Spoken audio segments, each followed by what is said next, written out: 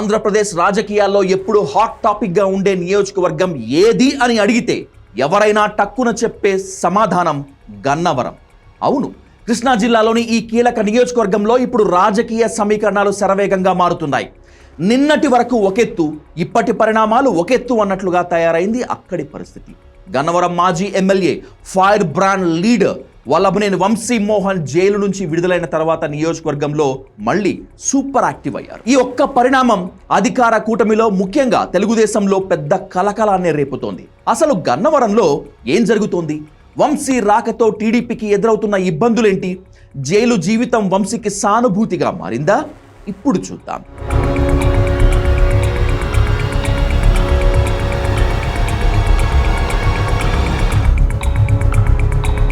గత కొన్నాళ్లుగా రాజకీయాలకు కాస్త దూరంగా ఉన్న వల్లభనేని వంశీ బెయిల్పై విడుదలయ్యాక మళ్లీ గన్నవరం పాలిటిక్స్ ను తన చేతుల్లోకి తీసుకునేందుకు పక్కా ప్లాన్తో రంగంలోకి దిగారు. గతంలో ఆయనపై ఏకంగా 11 కేసులు నమోదు కావటం, దాదాపుగా 140 రోజుల పాటు విజయవాడ జిల్లా జైల్లోనే ఆయన రిమాండ్ ఖైదీగా ఉండటం ఆంధ్రప్రదేశ్ రాజకీయాల్లో సంచలనం సృష్టించింది. అయితే ఈ సుదీర్ఘ జైలు జీవితం వంశీ వ్యక్తిగత జీవితాన్ని, ఆరోగ్యాన్ని తీవ్రంగానే దెబ్బతీసింది. జైల్లో ఉన్న సమయంలో ఆయన ఊపిరితిత్తుల వ్యాధితో బాధపడ్డారు. ఊపిరి పీల్చుకోవటం కూడా కష్టంగా మారినటువంటి ఆ తరుణంలో ఆయనకు వైద్య పరీక్షలు నిర్వహించడం, ఆరోగ్యం క్షీణించడం వంటి వార్తలు అప్పట్లో ఆయన అభిమానులను ఆందోళనకు గురిచేశాయి.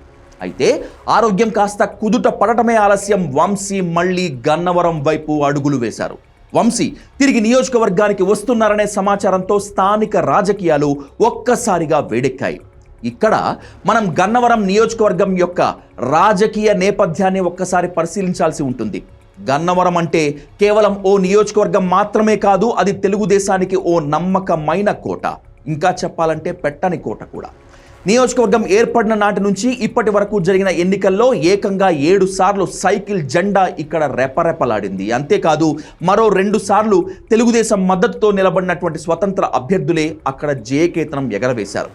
ముఖ్యంగా చెప్పుకోవాలంటే 2009 ఎన్నికల నుంచి మొన్నటి 2024 ఎన్నికల వరకు వరుసగా 4 సార్లు ఇక్కడ గెలిచింది టీడీపీయే. ఇందులో ఆసక్తికరమైన విషయం ఏమిటంటే 2014, 19 ఎన్నికల్లో ఇదే వల్లభనేని వంశీ టీడీపీ అభ్యర్థిగా పోటీ చేసి ఘన విజయం సాధించారు. అంటే గన్నవరంలో టీడీపీ బలం ఎంతో, వంశీకి ఉన్న వ్యక్తిగత క్యాడర్ బలం ఎంతో మనకు క్లియర్ కట్గా అర్థమైపోతుంది.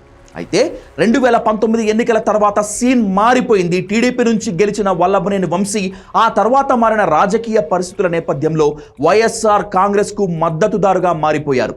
ఆ సమయంలో టీడీపీకి వంశీ తీవ్రమైన తల నొప్పిగా మారారు. కట్ చేస్తే 2024 ఎన్నికల్లో వల్లభనేని వంశీ నేరుగా వైసీపీ అభ్యర్థిగా బరిలోకి దిగారు. కానీ రాష్ట్ర వ్యాప్తంగా వీచిన కూటమి గాలి, దీనికి తోడు టీడీపీ అభ్యర్థి యార్లగడ్డ వెంకట్రావు పక్కా వ్యూహంతో వంశీకి గట్టి షాక్ ఇచ్చారనే చెప్పుకోవాలి.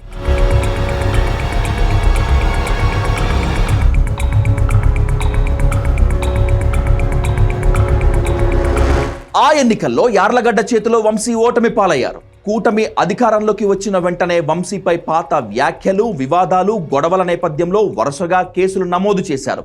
ఇవన్నీ కలిసి ఆయన్ను జైలు పాలు చేశాయి. కానీ ఇప్పుడు కథ మళ్ళీ మొదటికొచ్చింది.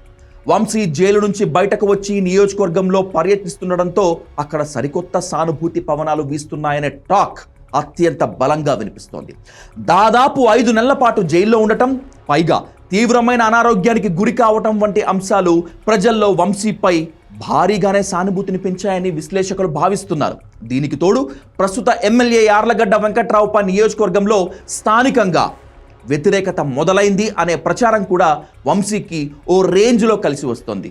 వంశీ గన్నవరం వచ్చినప్పుడల్లా సాధారణ ప్రజలతో పాటు ఆయన పాత అనుచరులు, వైసీపీ అభిమానులు పెద్ద సంఖ్యలో తరలివచ్చి మద్దతు తెలుపుతున్నారు. ఇక్కడే అసలు ట్విస్ట్ ఉంది.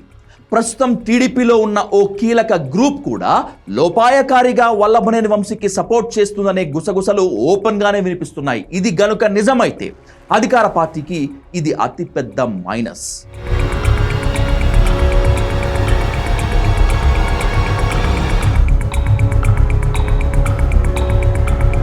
రాబోయే రోజుల్లో ఇక్కడ వైసీపీ గెలుస్తుందా లేదా అనేది ఇప్పుడే చెప్పలేం. కానీ వంశీ ఎంట్రీతో గన్నవరంలో వైసీపీ పొజిషన్ గతంలో కంటే ఓ రేంజ్లో బెటర్ అయిందనేది మాత్రం వాస్తవం. ఇప్పటికైనా తెలుగుదేశం అధిష్టానం అలర్ట్ అయి స్థానిక నాయకత్వాన్ని సమన్వయం చేసుకోకపోతే భవిష్యత్తులో గన్నవరం కోటను కాపాడుకోవటం టీడీపీకి అంత ఈజీ కాదనే హెచ్చరికలు బహిరంగంగానే వినిపిస్తున్నాయి.